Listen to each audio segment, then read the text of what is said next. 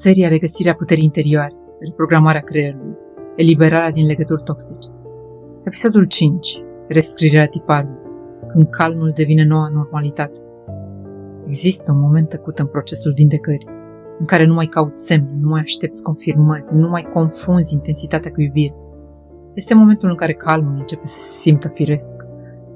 Acest episod este despre acel prag invizibil care nu te mai întorci în durere.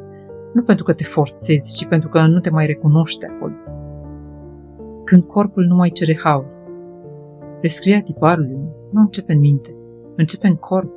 Observ că nu mai reacționezi la indisponibilitate, nu mai alergi după validare, nu mai simți atracție pentru instabilitate, nu pentru că te-ai controlat, ci pentru că sistemul tău nervos a învățat ceva nou. Nu mai am nevoie de haos ca să simt conexiune. Diferența subtilă dintre vechi și nou. Vechiul tipar spunea, trebuie să demonstrezi, trebuie să înduri, trebuie să meriti iubire. Noul tipar spune, pot alege, pot pleca. Sunt suficient fără să mă pierd. Aceasta nu este detașare rece, este maturitatea emoțională. Când atracția se schimbă, un semn profund al rescrierii este schimbarea atracției. Nu mai ești atras de mister dureros, de cer care rănesc promisiuni vagi.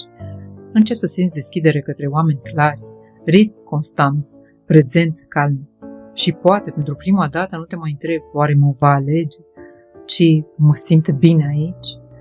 Calmul nu este lipsă de profunzime.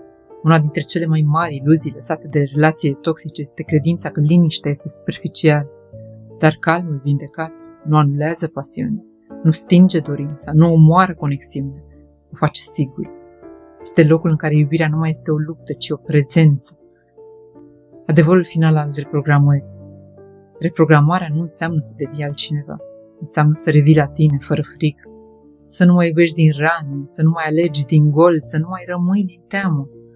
Iubirea devine o extensie a întregului tău, nu o soluție pentru lipsurile tale. Lecția capitolului. Dacă ai ajuns până aici, nu mai ești în proces de desprindere, ești în proces de reîntoarcere. Calmul nu mai sperie, singurătatea nu mai amenință, iubirea nu mai doare. Și acesta este semnul cel mai clar că tiparul s-a schimbat. Nu pentru că ai uitat trecutul, ci pentru că nu mai trăiești din el.